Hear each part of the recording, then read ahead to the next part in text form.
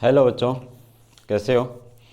आज हम जो स्टडी करने वाले हैं वो क्लास 10th का कार्बन एंड इट्स कंपाउंड जो चैप्टर है वो आज हम यहाँ पे डिस्कस करेंगे। ठीक है, तो देखो आज का जो हमारा टॉपिक है वो है carbon and its compound. Carbon and its compound, ठीक है। तो इस चैप्टर को पढ़ने से पहले हमें कुछ एक बातें जो कि बेसिक बातें हैं उनका पता होना चाहिए। उन्हीं बेसिक बातों की हम क्या करेंगे, यहाँ पे डिस्कशन करेंगे। ठीक है, तो सबसे पहले अगर हम देखते हैं कि कार्बन कार्बन क्या है। कार्बन का जो एटॉमिक नंबर है वो हमें पता होना चाहिए कि कार्बन का जो एटॉमिक नंबर होता है वो कितना होता है भाई, वो होता है 6। कार्बन का एटॉमिक नंबर होता है 6 और इसका जो इलेक्ट्रॉनिक कॉन्फ़िगरेशन है वो क्या होता है। अगर हम देखें इसका जो इलेक्ट्रॉनिक कॉन्फ़िगरेशन होता है उसमें हमें पता है कि जो फर्स्ट सेल होता है, ठीक है, उसके अंदर कितने इलेक्ट्रॉन होते हैं हमें पता है 2 और बाकी कितने बच गए, 4 बच गए। तो मतलब 4 क्या है, उसके वैलेंस सेल के अंदर इलेक्ट्रॉन प्रेजेंट होते हैं। तो इसके वैलेंस सेल में अगर आपसे पूछे तो इसके अंदर जो इलेक्ट्रॉन प्रेजेंट होंगे, जो वैलेंस सेल के अंदर जो इलेक्ट्रॉन प्रेजेंट होते हैं उनको क्या बोलते हैं, वैलेंस इलेक्ट्रॉन्स। कितने होंगे इसके अंदर, 4 होंगे। तो कार्बन की जो वैलेंसी होगी वो कितनी होगी, वो भी कितनी होगी, 4 होगी। ठीक है, मतलब जो कार्बन एटम है उसको अपना जो आउटर सेल है उसको कंप्लीट करने के लिए क्या है, 4 इलेक्ट्रॉन की जरूरत पड़ेगी। तो यहाँ पे एक क्वेश्चन पूछा जाता है कि कार्बन जो है वो किस टाइप के बॉन्ड की फॉर्मेशन करता है। अगर हम कार्बन के अंदर देख रहे हैं तो हमें पता है कि इसके वैलेंस सेल में कितने इलेक्ट्रॉन प्रेजेंट है, 4 इलेक्ट्रॉन प्रेजेंट है। इसका मतलब इसको क्या करना पड़ेगा, या तो ये 4 इलेक्ट्रॉन का लॉस करना पड़ेगा या 4 इलेक्ट्रॉन गेन करने पड़ेंगे। ठीक है, तो ये दोनों ही कंडीशन क्या है, कार्बन के लिए इम्पॉसिबल है। कैसे, ये देखो, जो कार्बन होता है उसके अंदर हमें पता है उसका 6 एटॉमिक नंबर है, तो इसके अंदर क्या है, 6 ही प्रोटॉन प्रेजेंट है और 6 ही क्या है, इलेक्ट्रॉन प्रेजेंट है। ठीक है, अगर कार्बन क्या करता है, 4 इलेक्ट्रॉन का लॉस करेगा तो इसके ऊपर 4 पॉजिटिव चार्ज आ जाएगा। मतलब इसने 4 इलेक्ट्रॉन का लॉस किया है तो इसका मतलब कार्बन के अंदर अब आप देख रहे हो कि कार्बन में कितने रह गए, 6 प्रोटॉन रह गए हैं और जो इलेक्ट्रॉन कितने रह गए हैं, 2 इलेक्ट्रॉन रह गए हैं, क्योंकि 4 इलेक्ट्रॉन का उसने लॉस कर दिया। ठीक है, तो इसका मतलब क्या होगा, अगर ये कंडीशन होती है कि 6 प्रोटॉन और 2 इलेक्ट्रॉन वाली, तो क्या करेंगे, प्रोटॉन जो है इलेक्ट्रॉन को अंदर की तरफ खींचेंगे, जो कि हमें पता है कि उसका साइज बहुत ज़्यादा छोटा हो सकता है। मतलब इसका मतलब क्या है कि जो कार्बन एटम है वो एग्जिस्ट नहीं करेगा इस कंडीशन के अंदर। दूसरी कंडीशन यहाँ पे इसने बताई है कि अगर कार्बन एटम क्या करता है, 4 इलेक्ट्रॉन को गेन करता है तो ये क्या बनाएगा, 4 नेगेटिव आयंस बनाएगा। ठीक है, जब ये 4 नेगेटिव आयंस बना रहा है तो इसका मतलब क्या हुआ कि कार्बन ने जब 4 इलेक्ट्रॉन गेन किए हैं तो उस कंडीशन के अंदर हमें पता है कि कार्बन के अंदर जो प्रोटॉन है वो कितने हैं, 6 हैं, जबकि इलेक्ट्रॉन कितने हो चुके हैं, इलेक्ट्रॉन हो चुके हैं 10। तो अब हमें दिखाई दे रहा है कि जो प्रोटॉन होते हैं, ठीक है, वो क्या है, कम है, जबकि इलेक्ट्रॉन क्या है, ज़्यादा है। तो 6 प्रोटॉन के लिए 10 इलेक्ट्रॉन को क्या है, संभाल के रखना क्या हो जाएगा, मुश्किल हो जाएगा। क्योंकि हमें पता है जैसे ये अपने को न्यूक्लियस दे रखा है और इसमें क्या है, ये सारे 6 प्रोटॉन प्रेजेंट है। ठीक है, तो ये प्रोटॉन ये तो नहीं हटेंगे ना ही ये कम होंगे। अगर आप इस केस को देख रहे हो तो इस केस में हमें 2 ही इलेक्ट्रॉन दिखाई दे रहे हैं, तो इसका मतलब वो 2 इलेक्ट्रॉन कहाँ है, इस फर्स्ट सेल के अंदर है। ये दोनों के दोनों इलेक्ट्रॉन क्या है, बहुत ज़्यादा टाइटली बंधे होंगे और दूसरा सेल तो ये ख़त्म ही कर रहा है। ठीक है, जबकि जब आप बात करिए 4 नेगेटिव आयंस की तो हमें पता है कि कार्बन की ये कंडीशन थी, यानी उसने 4 इलेक्ट्रॉन और क्या कर लिए, गेन कर लिए। तो क्या हो जाएगा, इसके लिए इम्पॉसिबल हो जाएगा इतने जो इलेक्ट्रॉन है उनको क्लोजली बाइंड करके रखना। तो इन दोनों ही केसेस को ये फॉलो नहीं करेगा, यानी आप बोल सकते हो कि carbon atom neither gain 4 electrons nor lose 4 electron because both the cases both the cases are impossible for carbon. ठीक है, तो कार्बन के लिए दोनों केसेस क्या है, इम्पॉसिबल है। ना तो ये 4 इलेक्ट्रॉन का गेन करेगा और ना ही 4 इलेक्ट्रॉन का लॉस करेगा। तो इसका मतलब क्या हुआ कि कार्बन जब भी रिएक्शन करेगा, ठीक है, तो कार्बन क्या करेगा, रिएक्शन के दौरान जो अपनी जो वैलेंसी है ये 4 तो शो करेगा, तो ये जो वैलेंसी होगी वो क्या होगी, कोवैलेंसी होगी। क्या होगी, कोवैलेंसी। मतलब ये 4 जो इलेक्ट्रॉन है, इन 4 इलेक्ट्रॉन को वो क्या करेगा, शेयर करेगा। तो कार्बन क्या करेगा, कार्बन क्या करेगा, शेयर इट्स 4 इलेक्ट्रॉन। क्या करता है, ये अपने 4 इलेक्ट्रॉन को शेयर करता है। जब भी किसी कंपाउंड की फॉर्मेशन होती है, यानी कार्बन जिसमें इन्वॉल्व होगा, तो कार्बन कौन सा बॉन्ड बनाएगा, इसका मतलब है कि इट ऑलवेज फॉर्म, कौन सा बॉन्ड बनाएगा, ये ऑलवेज फॉर्म कोवलेंट बॉन्ड। कौन सा बॉन्ड बनाएगा, कोवलेंट बॉन्ड बनाएगा। ठीक है, तो ये बात आपको क्लियर होगी कि कार्बन कभी भी आयनिक बॉन्ड नहीं बनाता। क्यों नहीं बनाता, क्योंकि कार्बन के लिए 4 इलेक्ट्रॉन गेन करना और 4 इलेक्ट्रॉन लॉस करना दोनों ही क्या है, इम्पॉसिबल है। इसलिए वो हमेशा क्या करेगा, इसलिए वो हमेशा इलेक्ट्रॉन शेयर करेगा और कौन सा बॉन्ड बनाएगा, कोवलेंट बॉन्ड की फॉर्मेशन करेगा। ठीक है, तो अब इसके अंदर आगे हम पढ़ने से पहले कुछ एक छोटी बातें अपने को दी हुई है, वो है इस चैप्टर के अंदर इलेक्ट्रॉन डॉट स्ट्रक्चर। देखो, इलेक्ट्रॉन डॉट स्ट्रक्चर हम पढ़ेंगे, उसके बाद हम कार्बन को डिटेल से स्टडी करेंगे। ठीक है, तो हमें कार्बन के जो कंपाउंड हैं उनका इलेक्ट्रॉन डॉट स्ट्रक्चर बनाना आना चाहिए। ठीक है, तो पहले हम इलेक्ट्रॉन डॉट स्ट्रक्चर देखते हैं। तो इसके अंदर क्या होता है, इलेक्ट्रॉन डॉट स्ट्रक्चर में इलेक्ट्रॉन को डॉट से रिप्रेजेंट किया जाता है। डॉट तो समझते हैं ना, एक सिंबल होता है, जैसे ये लगा दिए या स्टार वगैरह कुछ भी बना के शो कर दिया। ठीक है, जैसे हम कार्बन की बात करें तो कार्बन का जो इलेक्ट्रॉन डॉट स्ट्रक्चर है या किसी भी एलिमेंट्स का जो इलेक्ट्रॉन डॉट स्ट्रक्चर है, उसमें आपको पता होना चाहिए कि उसका एटॉमिक नंबर कितना है, उसमें नंबर ऑफ इलेक्ट्रॉन्स कितने हैं। जैसे हमें कार्बन का अकेले का बनाना है, तो कैसे बनाएंगे, पहले आप इसका इलेक्ट्रॉनिक कॉन्फ़िगरेशन लिखोगे। पहले सेल में 2 इलेक्ट्रॉन, दूसरे सेल में 4 इलेक्ट्रॉन। तो जो वैलेंस सेल में जो इलेक्ट्रॉन प्रेजेंट होते हैं, यानी जो वैलेंस इलेक्ट्रॉन्स हैं, उनको हम क्या करते हैं, किसी भी एटम के चारों ओर डॉट या कोई सिंबल से क्या करेंगे, रिप्रेजेंट करेंगे। तो उसको क्या बोलते हैं, इलेक्ट्रॉन डॉट स्ट्रक्चर। यानी जिसमें क्या होता है, इट इज द रिप्रेजेंटेशन। क्या होती है, रिप्रेजेंटेशन यानी शो करना। ठीक है, रिप्रेजेंटेशन का मतलब क्या होता है, शो करना, दिखाना। It is the representation of valence electron. क्या होता है, valence electrons in the form of dot, और या आप कह सकते हो सिंबल। ठीक है, around the,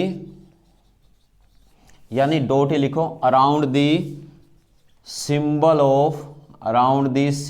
of an atom. ठीक है, तो उसको हम क्या बोलेंगे, इलेक्ट्रॉन डॉट स्ट्रक्चर बोलेंगे। जैसे कार्बन है, कार्बन के वैलेंस सेल में कितने इलेक्ट्रॉन प्रेजेंट है, हमें पता ना वैलेंस है, तो कितने इलेक्ट्रॉन है, 4 है। तो इन 4 इलेक्ट्रॉन को हमने क्या है, इस डॉट से शो कर दिया। तो ये क्या हो गया, कार्बन का डॉट स्ट्रक्चर हो गया, यानी इलेक्ट्रॉन डॉट स्ट्रक्चर। इसी तरह आप ऑक्सीजन का बना सकते हो। अगर ऑक्सीजन की बात करें तो हमें पता है कि ऑक्सीजन का 8 एटॉमिक नंबर है। तो इसका इलेक्ट्रॉनिक कॉन्फ़िगरेशन क्या हुआ, 2 6, यानी वैलेंस सेल में कितने इलेक्ट्रॉन है, 6। तो उन 6 इलेक्ट्रॉन को ऑक्सीजन के सिंबल के चारों ओर लिख दो।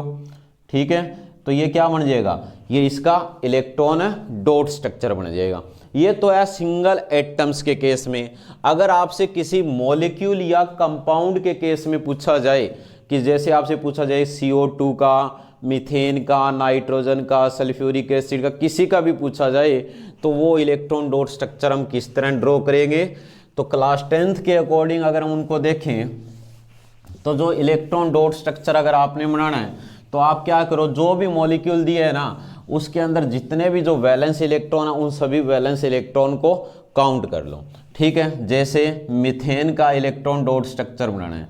ठीक है, तो हमें पता है इलेक्ट्रॉन डॉट स्ट्रक्चर में एक आपको क्या करना है, कोई मॉलिक्यूल के अंदर कोई सेंट्रल एटम देखना है। जैसे मीथेन है, मीथेन के अंदर हमें पता है कि कार्बन कितने हैं, कार्बन 1 दिया है, ठीक है, और हाइड्रोजन 4 दिए। इसका मतलब सेंटर में कोई तो होगा जिससे बाकी जुड़े हुए हैं, तो आपको एक सेंट्रल एटम चूज करना होगा। जैसे कार्बन दिया, ठीक है, तो बाकी क्या जुड़े हैं, हमें पता है 4 हाइड्रोजन जुड़े हैं, तो उन चारों हाइड्रोजन को आप उसके चारों ओर रख दो। ठीक है, उसके बाद आपने क्या देखना है कि जो आपने इलेक्ट्रॉन डॉट स्ट्रक्चर बनाना है तो उसमें कार्बन और हाइड्रोजन दोनों का इलेक्ट्रॉनिक कॉन्फ़िगरेशन लिखो। ठीक है, तो कार्बन का हमें पता है 2 4, ठीक है, और हाइड्रोजन में एक ही इलेक्ट्रॉन होता है। ठीक है, तो अब इनका आप क्या देखोगे, इनके वैलेंस इलेक्ट्रॉन देखोगे। क्या देखोगे, इनके वैलेंस इलेक्ट्रॉन। तो आप इनमें वैलेंस इलेक्ट्रॉन्स देखोगे तो हमें पता है कि जो वैलेंस सेल में जो इलेक्ट्रॉन होते हैं वो उसके वैलेंस इलेक्ट्रॉन होते हैं।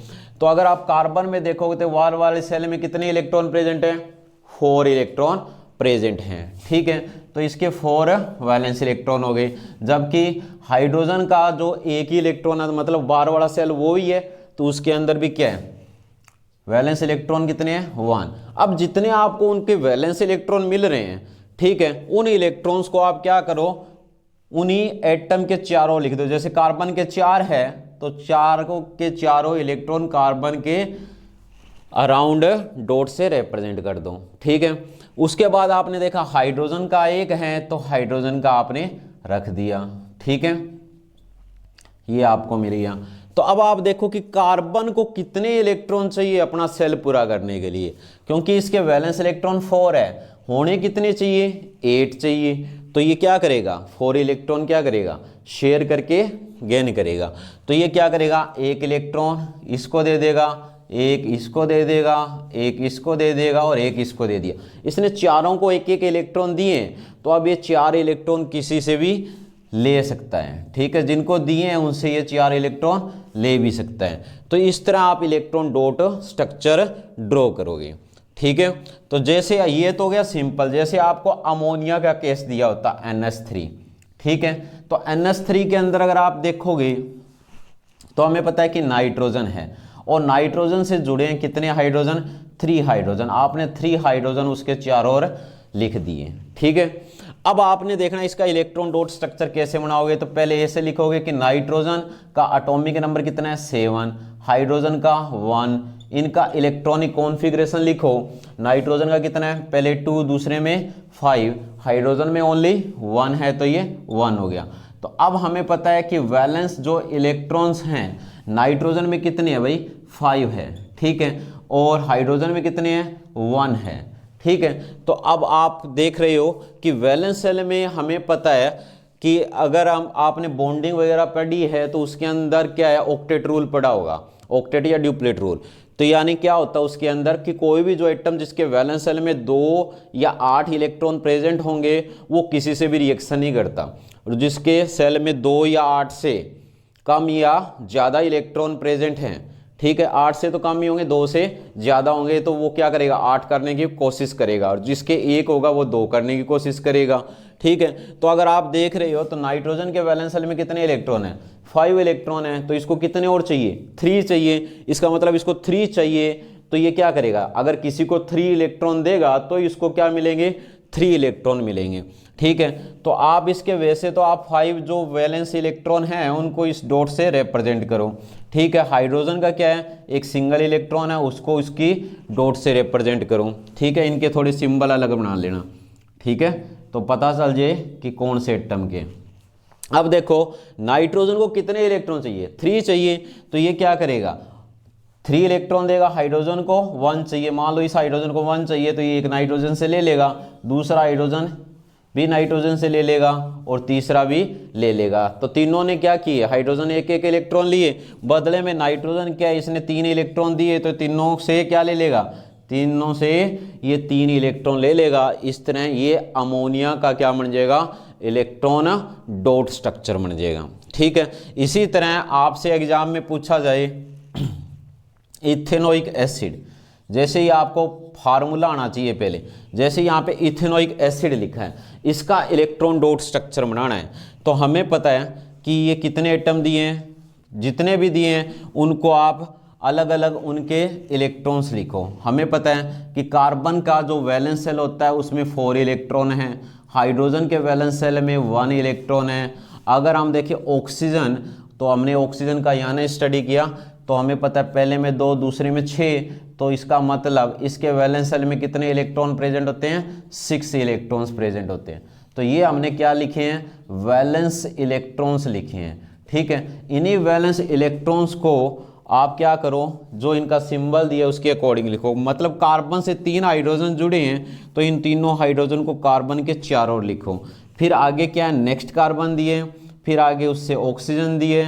ठीक है, फिर अगर आप देखो, ठीक है, इस ऑक्सीजन को यहाँ लिखो, फिर ये ऑक्सीजन और फिर हाइड्रोजन। क्योंकि आपने नोमेनक्लेचर अभी स्टडी नहीं किया है, तो अभी इसमें देखो कि ये इस तरह अरेंजमेंट होती है। अगर आप इसका स्ट्रक्चर बना के देखोगे तो ये स्ट्रक्चर इस तरह बनेगा, कार्बन कार्बन से बॉन्ड बनाएगा, फिर ये ऑक्सीजन डबल बॉन्ड, ये OH और ये 3 हाइड्रोजन, ये ओपन स्ट्रक्चर बनाओ इसका।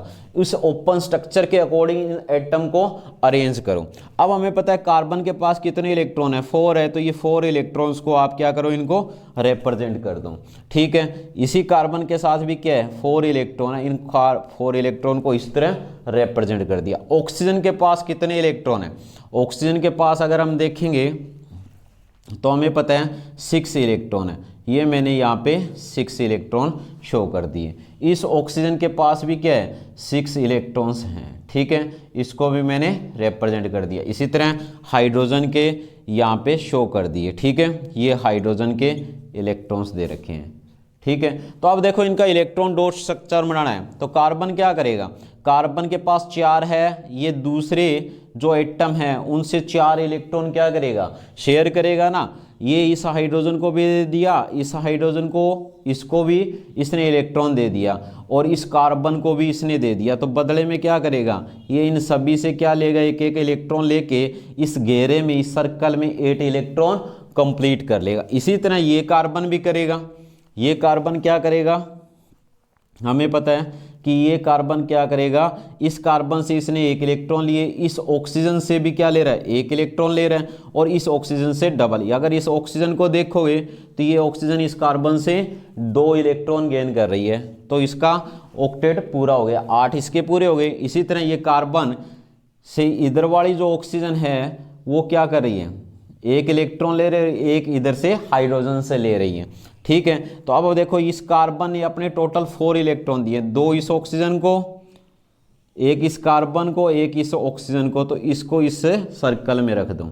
ठीक है, इसी तरह इस हाइड्रोजन का हो गया। तो इस तरह क्या है, हमें इलेक्ट्रॉन डॉट स्ट्रक्चर किसी भी एटम का ड्रॉ कर सकते हैं। बस इलेक्ट्रॉन डॉट स्ट्रक्चर के लिए आपको जो ध्यान रखना है वो क्या है, वैलेंस इलेक्ट्रॉन की इंफॉर्मेशन होनी चाहिए। ठीक है, जो वैलेंस इलेक्ट्रॉन है और दूसरी क्या होती है, वैलेंसी। तो हमें पता है इन दोनों बातों का अगर आपको पता होगा तो आप इलेक्ट्रॉन डॉट स्ट्रक्चर अच्छी तरह ड्रॉ कर सकते हो। तो वैलेंसी आपको पता होगी कि ये कंबाइनिंग कैपेसिटी होती है, कोई भी जो एटम होता है अपना वैलेंस सेल कंप्लीट करने के लिए कितने इलेक्ट्रॉन का लॉस या कितने इलेक्ट्रॉन का गेन करता है, वो उसकी क्या होती है, वैलेंसी होती है। ठीक है, इसी तरह जैसे हमने नाइट्रोजन का केस लिया, अगर N2 पूछा जाए तो हमें पता है 2 नाइट्रोजन है। ठीक है, अब दोनों नाइट्रोजन के वैलेंस सेल में हमें पता है कितने इलेक्ट्रॉन है, 5, तो आप उन 5 इलेक्ट्रॉन्स को शो कर दो। ठीक है, ये 5 हो गए। इसी तरह दूसरे नाइट्रोजन के भी 5 इलेक्ट्रॉन शो कर दो। ठीक है, तो ये इसके क्या हो गए, 5 इलेक्ट्रॉन। अब इस नाइट्रोजन के वैलेंस सेल में 5 है, तो इसको कितने चाहिए, 3 चाहिए। ये क्या करेगा, दूसरे नाइट्रोजन से क्या ले लेगा, 3 इलेक्ट्रॉन ले लेगा। ठीक है, तो इसके 8 कंप्लीट हो गए। इसी तरह क्या करेगा, ये दूसरा नाइट्रोजन है, इससे कितने ले लेगा, 3 ले लेगा, तो इसके भी क्या हो गए, 8 कंप्लीट हो गए। तो इसका मतलब क्या हुआ, दोनों नाइट्रोजन के बीच में क्या है, 6 इलेक्ट्रॉन्स की क्या हुई है, शेयरिंग हुई है। दोनों के क्या है, 5 वैलेंस थे, तो दोनों के बीच में 6 की शेयरिंग हुई है, तो क्या बन गया, ट्रिपल बॉन्ड बन गया। ठीक है, तो इस तरह इलेक्ट्रॉन डॉट स्ट्रक्चर ड्रॉ करने हैं। इसी तरह सिमिलरली हम क्या है, ऑक्सीजन के केस में कर सकते हैं। ठीक है। अगर आपको O2 दिया है, ठीक है, O2 के केस में देखें तो ये 2 ऑक्सीजन एटम लिए, इसके वैलेंस शेल में भी क्या है 6 इलेक्ट्रॉन है, ठीक है, क्योंकि हमें पता है ऑक्सीजन का जो एटॉमिक नंबर है वो 8 है, पहले में 2 दूसरे में 6 है, तो 6 ही क्या है दूसरे ऑक्सीजन के अपने दिए हुए हैं, ठीक है। तो इनको क्या चाहिए, 2 इलेक्ट्रॉन की जरूरत है ना, तो ये ऑक्सीजन क्या करेगा, इससे 2 इलेक्ट्रॉन क्या ले लेगा, अपनी तरफ ले लेगा। इसी तरह दूसरा इलेक्ट्रॉन, दूसरा ऑक्सीजन है वो ले लेगा। तो इनकी जो शेयरिंग हो रही है, बस ये इलेक्ट्रॉन जो अपने को दिख रहे हैं इस बॉन्ड फॉर्मेशन के अंदर, उनको सिंबल या डॉट से हम रिप्रेजेंट कर रहे हैं, वही क्या है, इलेक्ट्रॉन डॉट स्ट्रक्चर है, ठीक है। किसी भी कंपाउंड का, जैसे अगर आपको कोई भी कॉम्प्लेक्स दे दिया है, ठीक है, जैसे आपको कोई भी कॉम्प्लेक्स मॉलिक्यूल दे दिया, जैसे CH3 CH2OH दे दिया, तो आप इसका पहले ओपन स्ट्रक्चर बनाओ, ठीक है। जैसे कार्बन कार्बन से जुड़ा, ये तो हमें पता है, ठीक है। फिर कार्बन किससे जुड़ा, ऑक्सीजन से, और फिर ये हाइड्रोजन, बाकी क्या है, ये हाइड्रोजन, बाकियों को यानी इन एटम को अरेंज कर दो। अब देखो इलेक्ट्रॉन डॉट स्ट्रक्चर में कुछ नहीं है, कोई ज़्यादा चीज़ नहीं दी हुई है, बस ये ध्यान रखना है जिन एटम के बीच में एक सिंगल लाइन लगी है वहाँ पे 2 डॉट लगा दो, ठीक है। अगर कहीं पे डबल लाइन लगी है, जैसे ये हमने डबल लाइन देखी थी, ठीक है, तो वहाँ पे क्या है 4 डॉट लगा दो, ठीक है। अगर कहीं डबल लाइन लगी है 2 एटम के बीच में, तो वहाँ पे ये 4 डॉट लगा दो। अगर कहीं ट्रिपल लाइन लगी है तो इसका मतलब वहाँ पे 6 डॉट लगा दो। तो इसी तरह आप क्या electron dot structure easily draw कर सकते हो। जो एटम के बीच में जो बॉन्ड बना है ना, वो उनको जो इलेक्ट्रॉन की जो शेयरिंग हुई है, उसी इलेक्ट्रॉन्स को कोई डॉट से जब रिप्रेजेंट करते हैं तो वो क्या हो जाता है, उसका इलेक्ट्रॉन डॉट स्ट्रक्चर हो जाता है। जैसे आपको कोई और दिया होता, ठीक है, जैसे आपको मान लो कोई और मॉलिक्यूल दिए, जैसे H2O दिए, ठीक है। अब हमें पता है H2O के अंदर ऑक्सीजन 1 है, हाइड्रोजन 2 है, मतलब हाइड्रोजन 1 हमेशा सिंगल बॉन्ड बनाता है, तो ये जो सिंगल बॉन्ड बनी है, अब आपको कह दे इसका इलेक्ट्रॉन डॉट स्ट्रक्चर बनाना है, ठीक है। तो अब ऑक्सीजन लो, हाइड्रोजन, और इनके बीच में एक सिंगल बॉन्ड है, तो ये सिंगल डॉट लग गई, ठीक है, ये सिंगल डॉट बन गई। तो ये क्या हो जाएगा, इलेक्ट्रॉन डॉट स्ट्रक्चर हो जाएगा। बट इसमें क्या करेंगे हम, इनके वैलेंस इलेक्ट्रॉन भी क्या करते हैं, शो करते हैं। तो ऑक्सीजन के वैलेंस इलेक्ट्रॉन कितने हो गए, 6 होते हैं। ये 6 भी हम साथ के साथ क्या करेंगे, शो करेंगे, ठीक है।